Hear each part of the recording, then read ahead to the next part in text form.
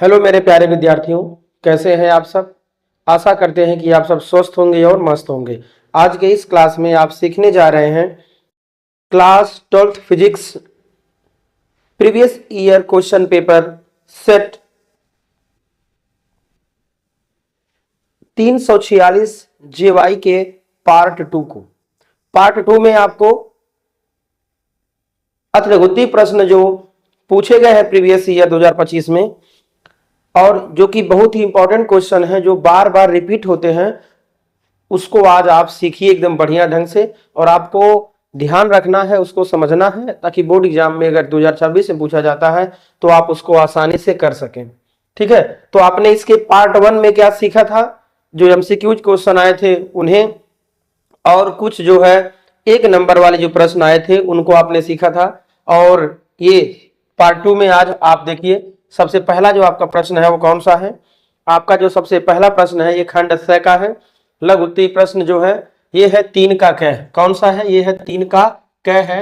क्या कहता है, दिए गए संधारित्रों के समायोजन की तुल्य धारिता, क्या बताना है हमें, तुल्य धारिता बताना है। हमें क्या बताना है, तुल्य धारिता तथा कुल संचित ऊर्जा ज्ञात कीजिए। ठीक है, आपके सामने ये है, यहां पर इसका फिगर बना हुआ है। अब आपको ध्यान से इसको सुनना और समझना है ये कैसे होगा हल। ठीक है, ये कैसे होगा हल, इसको आपको ध्यान से सुनना और समझना है। ठीक, तो यहां पर आप देखिए, इस प्रकार के फिगर आपके सामने यदि कभी भी आते हैं और ऐसे अगर बना है संरचना, तो आपको ये डायरेक्टली नहीं दिया गया है कि ये समांतर क्रम में है। ये डायरेक्टली नहीं दिया गया है, ये थोड़ा सा घुमा कर दिया गया है कि ये समांतर क्रम में है। तो कैसे समांतर क्रम में है देखते हैं। समांतर क्रम में है कि श्रेणी क्रम में है, कैसे हैं। ए और बी के बीच में 3 जो है संधारित्र, पहला है 3 माइक्रोफैरड, दूसरा है 4 माइक्रोफैरड और तीसरा है 5 माइक्रोफैरड के 3 संधारित्र जुड़े हैं। और 2 वोल्ट की बैटरी लगी है, बिंदु ए और बी के बीच में जुड़े हुए हैं।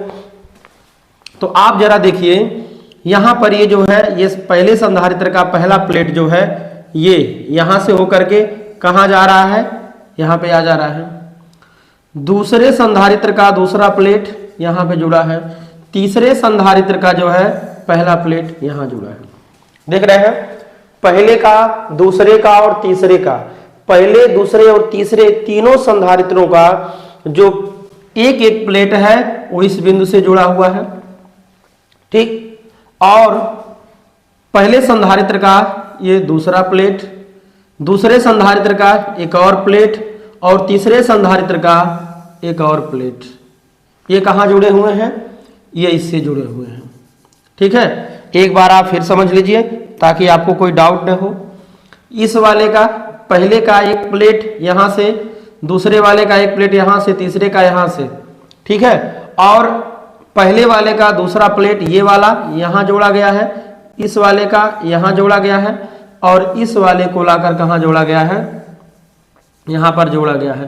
तो इस प्रकार आप देख सकते हैं कि 3, 4, 5 माइक्रोफैरड के तीनों जो संधारित्र हैं वो किसमें है, वो समांतर क्रम में है। किसमें है, समांतर क्रम में है। क्यों है, क्योंकि तीनों के एक जो प्लेट है वो एक बिंदु से जोड़े गए हैं, और तीनों के जो दूसरे प्लेट हैं वो एक बिंदु से जोड़े गए हैं। इसलिए 3 माइक्रोफैरड, 4 माइक्रोफैरड और 5 माइक्रोफैरड किसमें है, ये है जो है समांतर क्रम में है।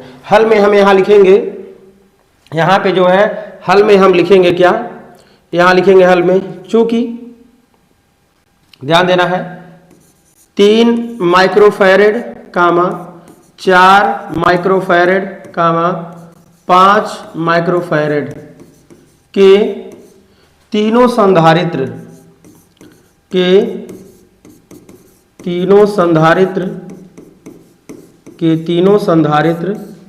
समांतर क्रम में जुड़े हैं। किसमें हैं, समांतर क्रम में जुड़े हैं। किसमें जुड़े हैं, समांतर क्रम में जुड़े हैं। ठीक है, तो नीचे लिख लेंगे हम, इसलिए तुल्य धारिता, इसलिए तुल्य धारिता C बराबर क्या हो जाएगा, ये हो जाएगा C1 plus C2 plus C3। ध्यान दीजिएगा, समांतर क्रम में अगर संधारित्र जुड़े हुए हैं तो उनकी तुल्य धारिता C बराबर C1 प्लस C2 प्लस क्या हो जाएगा C3। इसको जो अब हम हल करेंगे तो 3 प्लस 4 प्लस 5 ये जो माइक्रोफैरेड है ये कुल कितना आ जाएगा 3 4 7 5 कितना हो जाएगा 12 माइक्रोफैरेड। देखिए ये सब में लिखिए या तो न लिखिए, लास्ट में लिखिए तभी कोई दिक्कत नहीं है। 3 माइक्रोफैरेड 4 माइक्रोफैरेड और 5 माइक्रोफैरेड बराबर जोड़ेंगे इन सबको आ जाएगा 12 माइक्रोफैरेड। आप चाहें तो म्यू एफ सब में लिखते जाइए, नहीं तो आप इसको ऐसे रहने दीजिए, कोई दिक्कत नहीं है।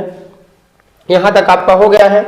तो C बराबर कितना आ गया है, C बराबर दिया कितना 12 म्यू एफ मतलब 12 माइक्रोफैरेड, मतलब हो जाएगा 12 गुणे 10 की घात माइनस के 6 फैरेड। ठीक है, 1 माइक्रोफैरेड में 10 की घात माइनस के 6 फैरेड होता है, यहां पर आपके सामने है। अब हम बात कर लेते हैं और क्या दिया है। अब आपको ध्यान देना है, दिया है V बराबर कितना दिया है, V बराबर दे दिया गया है 2 वोल्ट। V बराबर कितना दिया है, V बराबर दिया है 2 वोल्ट। ठीक, तो C बराबर कितना आ गया है, ये 2 माइक्रोफैरेड। यही आंसर दीजिए, चाहे आप यहां आंसर दीजिए, कोई दिक्कत नहीं है, पहला आंसर आपका आ गया है।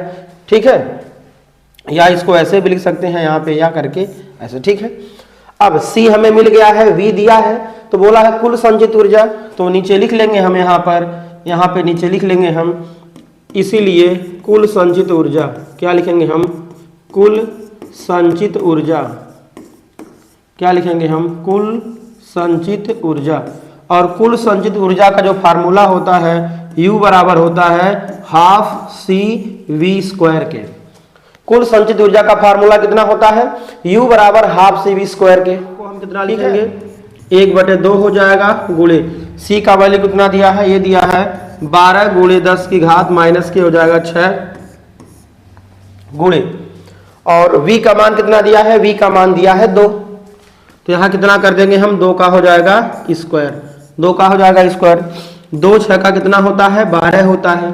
ठीक है, जब इसको हल करेंगे तो कितना आ जाएगा, ध्यान देना है, यहाँ पे है 2 का वर्ग होगा 4, 4 6 का कितना हो जाएगा 24, तो 24 तो ऐसे लिख देंगे हम, और गुणे 10 की घात माइनस 6 भी तो है, तो 10 की घात कितना हो जाएगा माइनस के 6, ये कितना हो जाएगा, ये हो जाएगा जूल।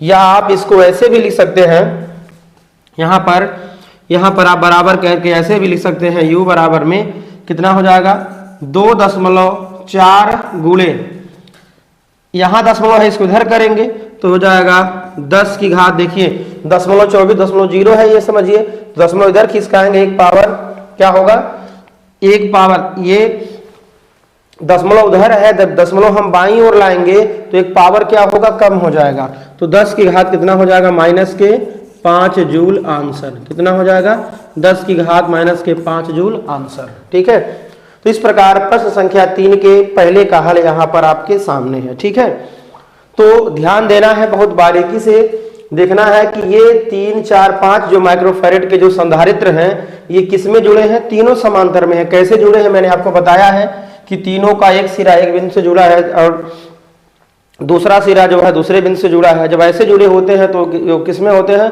वो होते हैं जो है समांतर क्रम में। ठीक है, तो आइए अब हम बढ़ते हैं अगले प्रश्न की ओर। आप लोगों को इसको नोट कर लेना है। आइए अब बढ़े अगले प्रश्न की ओर। देखिए अब यहाँ पर प्रश्न संख्या जो है ख दिया है, यहाँ पे क्या दिया है, प्रश्न संख्या ख का हम यहाँ पे करते हैं हल। क्या दिया है, प्रश्न संख्या 6, प्रोटॉन तथा अल्फा कणों को समान विभवांतर से त्वरित किया जाता है, कणों की डी ब्रॉगली तरंगदैर्घ्य में अनुपात ज्ञात कीजिए।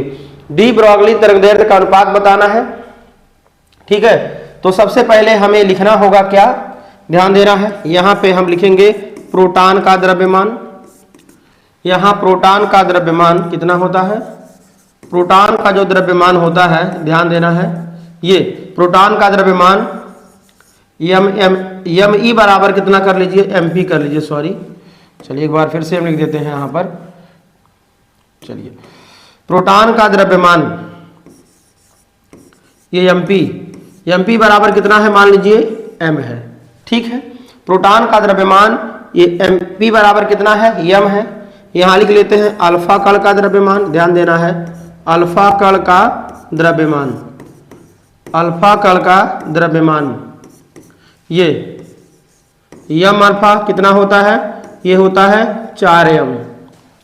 अब आप कहेंगे ये कैसे, प्रोटॉन का द्रव्यमान mp अगर m है तो अल्फा कण का द्रव्यमान m अल्फा 4m होता है। आपको याद रखना है अल्फा कण का जो द्रव्यमान होता है प्रोटॉन के द्रव्यमान का कितना होता है, 4 गुना होता है। ठीक है, ये आपको याद रखना है, ये इतना होता है। V1 बराबर क्या दिया है, V2। V1 मतलब समझते हैं, ये प्रोटॉन के लिए और अल्फा कण के लिए दोनों के लिए विभव कितना है, दोनों के लिए विभव दिया है V, ये दे दिया गया है। ठीक है, और आवेश कितना होता है पता है, आवेश प्रोटॉन पर आवेश कितना होता है, Qp। प्रोटॉन पर आवेश कितना होता है, प्रोटॉन पर जो आवेश मान लीजिए E होता है। ठीक है, और वहीं पर ये जो अल्फा कण पर आवेश Q अल्फा ये कितना होता है, ये होता है 2e, वो भी किसका होता है, प्लस का, ये किसका होता है, प्लस का। एकदम बढ़िया से समझिए, प्रोटॉन का द्रव्यमान mp अगर m है तो अल्फा कण का द्रव्यमान प्रोटॉन के द्रव्यमान का 4 गुना होता है। v1 बराबर v2 बराबर v है, और qp बराबर प्लस के e, प्रोटॉन पर आवेश प्लस का ही होता है। q अल्फा मतलब अल्फा कण पर आवेश कितना होता है, जो है प्लस के 2e होता है। अब हमें आगे इसको हल करना है, डी ब्रॉगली तरंगदैर्ध्य का अनुपात बताना है, और हमसे क्या पूछा है, ये पूछा है लैम्डा, लैम्डा p अपान लैम्डा अल्फा बराबर कितना होगा, ये हमसे पूछा गया है। ठीक है, ये हमसे पूछा गया है, तो आइए इसको आगे बढ़ाते हैं। अब हम इसको अब आगे बढ़ाते हैं, देखिए यहां पर कैसे ये होगा हल। चलिए, आपको पता है या नहीं पता है, लैम्डा बराबर कितना होता है, लैम्डा बराबर होता है h अपान रूट में 2m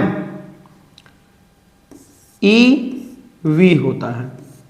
ध्यान देना है, इलेक्ट्रॉन के लिए, किसके लिए, इलेक्ट्रॉन के लिए। यहाँ पर अगर किसी इलेक्ट्रॉन के लिए फार्मूला होता है, और किसी अगर कण की बात करते हैं हम, यदि हम किसकी बात करें, किसी कण की बात करें हम, ठीक, यहां लिखते हैं हम ऐसे, लैम्डा बराबर में h अपान रूट में 2m qv से, ध्यान देना है, लैम्डा बराबर h अपान रूट में 2m qv से।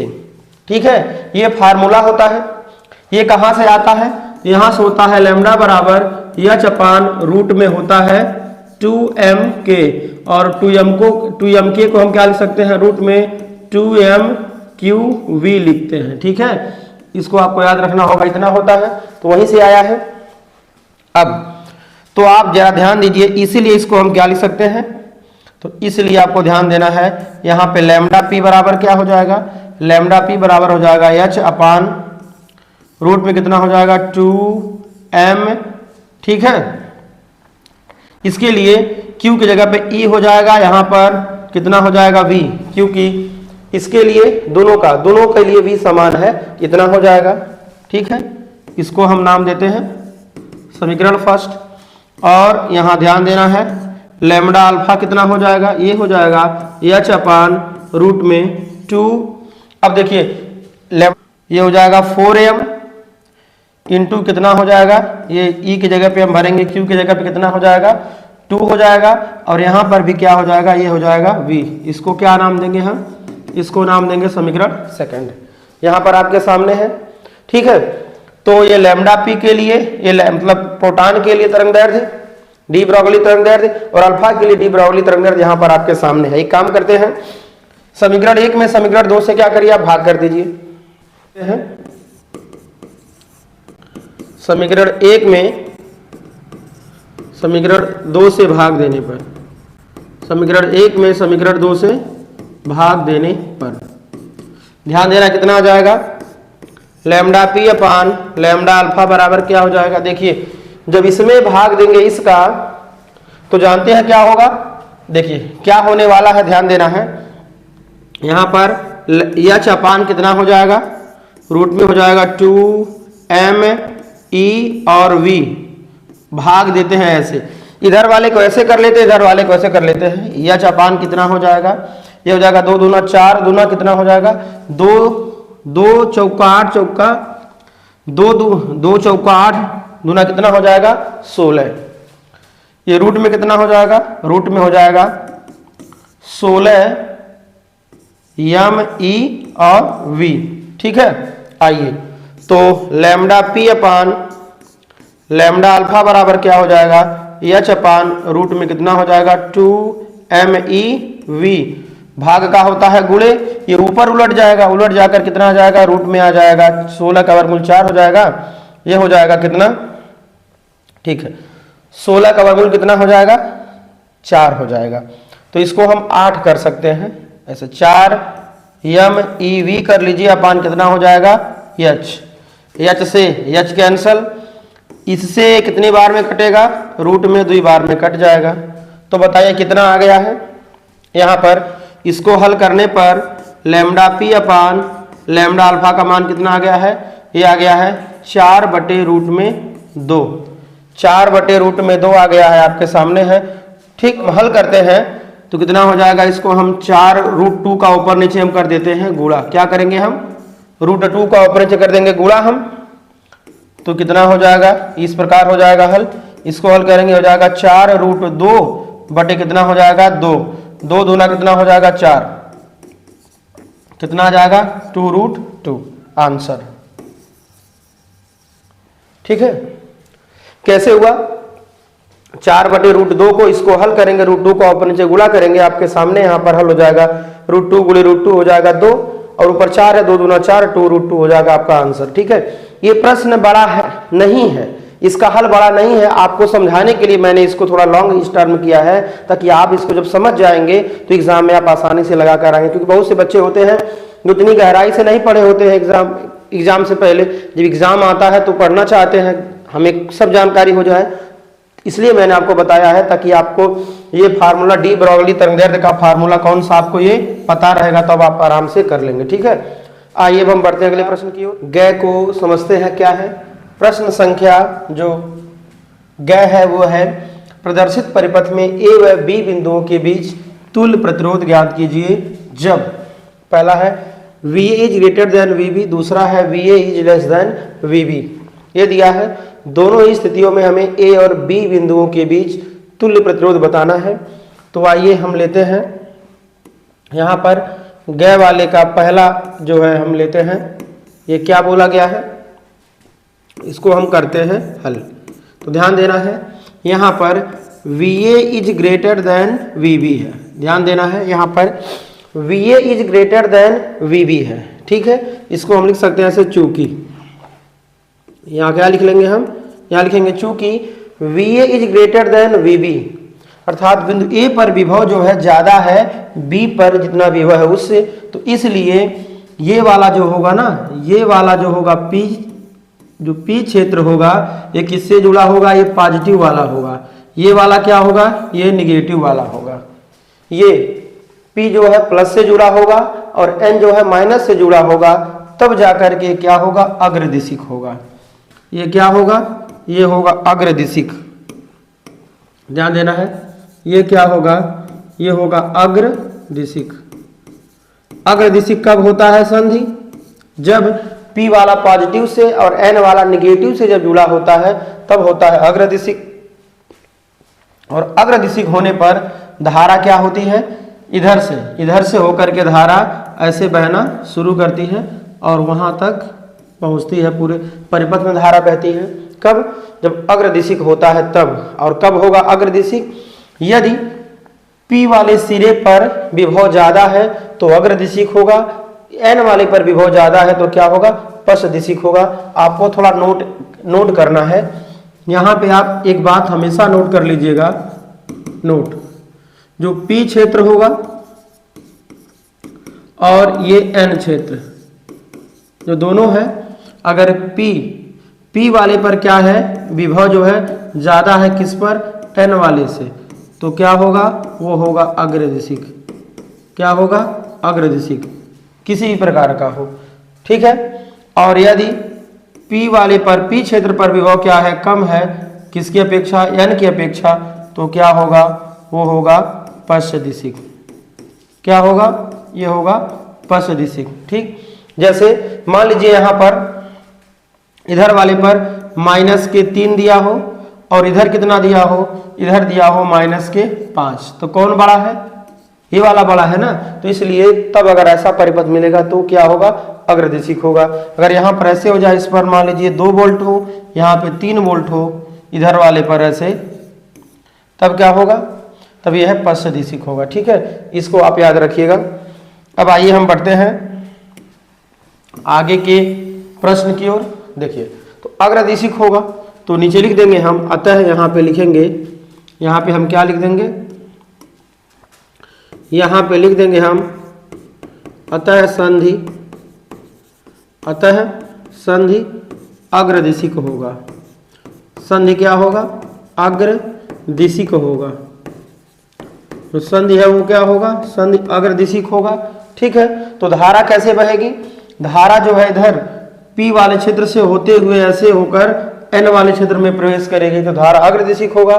तो धारा 20 ओमेगा वाले प्रतिरोध से भी गुजरेगा, 5 वाले से भी गुजरेगा। ठीक है, तो नीचे लिख देंगे हम, इसलिए क्या होगा, यहाँ पे 20 ओमेगा कामा 5 ओमेगा के प्रतिरोध से, 5 ओमेगा के प्रतिरोध से धारा प्रवाहित होगी। दोनों से क्या होगी, दोनों प्रतिरोधों से होकर धारा क्या होगी, प्रवाहित होगी। जब धारा प्रवाहित होगी तो ये दोनों किस में जुड़े हैं, ये दोनों जो है समांतर क्रम में जुड़े हैं। यहाँ लिखेंगे 20 ओमेगा कामा 5 ओमेगा के दोनों प्रतिरोध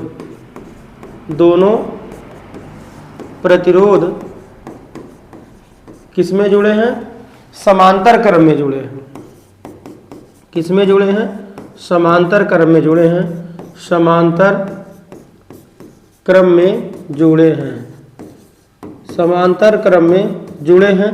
ठीक, तो इसलिए हम क्या करेंगे, आ जाते हैं दूसरे पर, यहां लिख लेंगे हम, इसलिए तुल्य प्रतिरोध, इसलिए तुल्य प्रतिरोध R बराबर क्या हो जाएगा, समांतर क्रम में यदि प्रतिरोध जुड़े हों, 2 हों प्रतिरोध, तो क्या होता है, फार्मूला होता है R1 गुणे R2 अपान कितना होता है, R1 प्लस R2। ठीक, बराबर R1 का मान दिया है 20 गुणे R2 का मान दिया है 5 पूरे के बटे, R1 का मान दिया है 20, R2 का मान दिया है 5। तो 20 बटे कितना हो जाएगा, ये हो जाएगा 100, नीचे 20 और 5 कितना हो जाएगा 25, 100 में 25 से भाग करेंगे कितना आ जाएगा 4। तो 4 ओमेगा क्या हो जाएगा आपका आंसर। यह आंसर कब होगा, जब VA बड़ा होगा VB से। ठीक है, आइए अब हम बढ़ते हैं प्रश्न संख्या जो है ग के दूसरे पर। ठीक है, ग के दूसरे पर जब VA is less than VB होगा, जब VA is less than VB होगा तब क्या होगा, तब जो है ये वाला जो होगा ये प्लस से जुड़ा होगा, ये वाला माइनस से जुड़ा होगा। किससे जुड़ा होगा, ध्यान देना है, जब VA is less than VB होगा तो N वाला ये वाला होगा, ये वाला पॉजिटिव से जुड़ा होगा, ये वाला निगेटिव, सेल के निगेटिव सीरीज से जुड़ा होगा। इस प्रकार तब धारा कैसे बहेगी, तब धारा इस प्रकार बहेगी। ठीक है, और संधि क्या होगा, जो है संधि होगा पश्चदिशिक। संधि क्या कहलाएगा, संधि होगा क्या, संधि कहलाएगा पश्चदिशिक। तो इस दशा में इस वाले से धारा नहीं जाएगी, केवल यहीं तक धारा आकर के रुक जाएगी, धारा इधर क्या होगी, नहीं जाएगी। यहाँ पे क्या होगी, धारा नहीं जाएगी। ठीक है, इस वाले में क्या होगी, धारा नहीं जाएगी। Less than VB। ठीक, VA is less than VB, तो यहाँ पे लिखेंगे अतः, ये हल ही कर रहे हैं, VA is less than VB मतलब ये वाला बड़ा है इस बार, इस वाले विभव, यहाँ जो विभव है वो कम है, B पर जो विभव होगा इधर वो क्या है, ज्यादा है। अतः संधि क्या है, अतः जो PN संधि है, अतः संधि क्या है, पश्चदिशिक है। संधि क्या है, पश्चदिशिक है। अतः संधि क्या है, सदिशिक है। सदिशिक होने का मतलब ये है कि जो धारा आएगी ये धारा इस प्रतिरोध से होकर नहीं गुजरेगी, ये धारा इधर से होकर नहीं गुजरेगी, मतलब इससे होकर वो नहीं गुजरेगी। ठीक है, तो अतः संधि सदिशिक है तो आपका कौन सा प्रतिरोध कंसीडर होगा, केवल ये वाला प्रतिरोध जो है कंसीडर होगा। तो इसलिए AB के बीच तुल्य प्रतिरोध, AB के बीच तुल्य प्रतिरोध कितना रह जाएगा, तुल्य प्रतिरोध R बराबर 5 ओमेगा ही होगा। कितना होगा, R बराबर 5 ओमेगा ही होगा। ठीक है, अब आगे बढ़ते हैं क्वेश्चन नंबर घ की ओर। अब देखिए घ को कैसे करते हैं हल, यहाँ पर घ का कैसे होगा हल। देखिए घ में क्या कहा गया है, बोहर के परमाणु मॉडल के आधार पर यदि किसी इलेक्ट्रॉन की nवीं कक्षा की परिधि यस हो तथा संगत कक्षा के लिए डी ब्रोगली तरंगदैर्ध्य लैम्डा हो तब सिद्ध कीजिए S बराबर n लैम्डा। 2 मार्क का आया है, कितना आया है, 2 मार्क का ये आया है, इसको हमें क्या करना है, प्रूव करना है। 2 मार्क का आया है, हमें इसको क्या करना है, प्रूव करना है। आइए देखते हैं क्या होगा। बोहर के परमाणु मॉडल के आधार पर बताना है। तो बोहर का परमाणु मॉडल आपने पढ़ा है, एग्जाम में भी पूछा जाता है, क्वेश्चन उस पर नहीं है, हमें प्रूव करना है कुछ और, तो उस पर आते हैं। तो हम सबसे पहले बात करते हैं, ध्यान देना है, यहां पे लेते हैं माना बोहर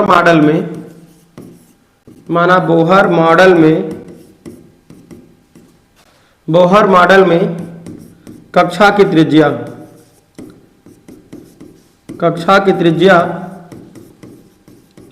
कितना है, R है। ठीक, तो इसलिए परिधि, ध्यान देना है, इसलिए परिधि यस बराबर कितना होगा, ये होगा 2 पाई R।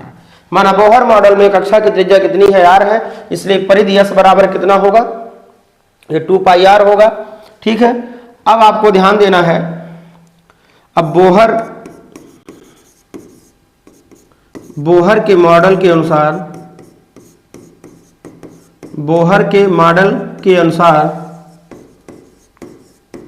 ध्यान देना है, इलेक्ट्रॉन जो है उन्हीं कक्षाओं में घूमता है जिन कक्षाओं का कोणीय संवेग h/2 पाई का पूर्ण गुणक होता है। तो बोहर के मॉडल के अनुसार क्या होता है, ये जो होता है mvr बराबर किसके होता है, ये होता है NH/2 पाई के। बोहर के मॉडल के अनुसार mvr बराबर क्या होता है, NH क्या होता है, 2 पाई होता है ना।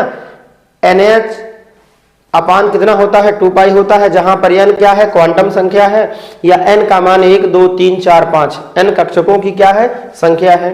n क्या है, कक्षकों की संख्या है। ठीक है, अब आप चाहें तो मान डायरेक्ट रख सकते हैं और नहीं रखना है तो तभी कोई बात नहीं है, या हम देखिए इसको ऐसे भी लिख सकते हैं, ध्यान देना है आपको, इसको हम mv बराबर क्या लिख सकते हैं, mv बराबर में NH कितना लिख सकते हैं, R को यहां कर दीजिए, ये कितना हो जाएगा, ये हो जाएगा 2 पाई R। ये कितना हो जाएगा, 2 पाई R, कोई डाउट नहीं आपको होना चाहिए। अब हम आ जाते हैं, mv बराबर क्या होता है, mv बराबर होता है P, तो इसको हम P लिख सकते हैं। P बराबर कितना हो जाएगा, ये हो जाएगा NH कितना हो जाएगा, देखिए 2 पाई R का मान कितना है, यस है, इसको हम कर देंगे यस। ठीक है, अब आपको ध्यान देना है एकदम बढ़िया से, देखिए यस को आप कर दीजिए इधर, तो इसीलिए यस बराबर क्या हो जाएगा, NH कितना हो जाएगा, P, NH कितना हो जाएगा, P। और आपको अच्छी तरह पता है कि N इंटू इसको आप H/P लिख सकते हैं। H/P कितना होता है, H/P का मान होता है लैम्डा, तो इसलिए यस बराबर क्या हो जाएगा, n लैम्डा। यही तो हमें लाना था, ये क्या हो गया है, ये हो गया है आपका HP, मतलब हेंस प्रूव्ड। बिल्कुल आसान भाषा में हुआ है। इसी चीज को हम क्या करते हैं, दूसरे तरीके सीख लेते हैं। ये घ का आप लोग सेकंड मेथड क्या है, ये आप देख लीजिए, सेकंड मेथड 2 प्रकार से आप इसको सिद्ध कर सकते हैं। ठीक है, सेकंड मेथड से हल। ठीक है, यहां पे लिखेंगे हम बोहर कक्षा की परिधि, बोहर कक्षा की परिधि, ध्यान देना है। बोहर कक्षा की परिधि जो है यस बराबर कितनी होती है, ये होती है 2 पाई आर के, 2 पाई आर होता है, ठीक। परंतु ध्यान देना है, परंतु यम वी आर बराबर कितना होता है, ये होता है एन एच अपान 2 पाई के, एन एच अपान 2 पाई हुआ है ना। इसको हम एक काम करते हैं, यहां कर देते हैं ऐसे 2 पाई इंटू यम वी आर बराबर हम कर लेते हैं एन एच, यम वी को उठाकर यहां कर देते हैं, ये हो जाएगा 2 पाई आर बराबर कितना हो जाएगा, ये हो जाएगा एन एच अपान हो जाएगा यम वी। तो 2 पाई आर को क्या लिख सकते हैं, यस, यस बराबर हो जाएगा N H upon Yama we, किसका मान होता है, पी का मान होता है।